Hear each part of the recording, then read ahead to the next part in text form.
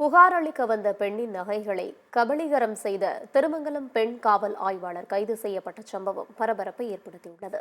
மதுரை மாவட்டம் திருமங்கலத்தைச் சேர்ந்த ராஜேஷ்குமார் பெங்களூரில் ஐடி கம்பெனியில் வேலை செய்து வருகிறார்.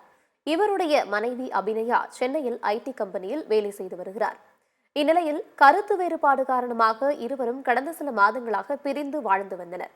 இருவருக்குமான மோதல் அதிகரிக்கவே திருமங்கலம் அனைத்து மகளிர் காவல் நிலையத்தில் இரு தரப்பினரும் புகார் அளித்தனர். இந்த புகாரை மகளிர் காவல் நிலைய ஆய்வாளர் கீதா விசாரித்து வந்ததாக கூறப்படுகிறது. அப்போது கணவருடன் சேர்ந்து வாழ அபிநயா மறுத்ததால் அவரது நகைகளை காவல் நிலையத்தில் ஒப்படைக்குமாறு ராஜேஷ்குமாரிடம் ஆய்வாளர் கீதா கூறியுள்ளார். அதன்படி ராஜேஷ்குமார் 100 சவரன் நகைகளை ஆய்வாளர் கீதாவிடம் கடந்த ஏப்ரல் மாதம் ஒப்படைத்தார். ஆனால் அந்த நகைகளை அபிநயாவிடம் கொடுக்காமல் ஆய்வாளர் கீதா காலம் தாழ்த்தி வந்துள்ளார். இதுகுறித்த புகாரின் பேரில் ஆய்வாளர் கீதாவிடம் டிஎஸ்பி அலுவலகம் விசாரணை நடத்திய போது காவல் ஆய்வாளர் கீதா அனைத்து நகைகளையும் தனியார் நிதி நிறுவனத்தில் 43 லட்சம் ரூபாய்க்கு அடகு வைத்திருந்தது தெரியவந்தது. நகைகளை திருப்பித் தருவதற்கு ஆய்வாளர் கீதாக்கு கால அவகாசம் கேட்டதாகவும் சொல்லப்படுகிறது.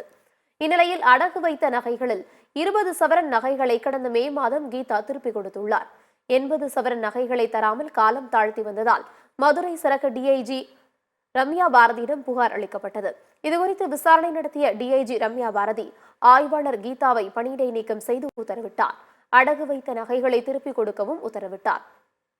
அதன் பிறகு 2 தவணைகளாக 42 சவரன் நகைகளை திரும்ப ஒப்படைத்த காவல் ஆய்வாளர் கீதா மீதமுள்ள நகைகளை தர மறுத்ததாக சொல்லப்படுகிறது. இதைத் தொடர்ந்து டிஐஜி உத்தரவின் பேரில் காவல் ஆய்வாளர் கீதா மீது காவலர்கள் 2 பிரிவுகளின் கீழ் வழக்கு பதிவு செய்து அவரை கைது செய்தனர். இந்த சம்பவம் காவல் வட்டாரத்தில் பெரும் பரபரப்பை ஏற்படுத்தியுள்ளது.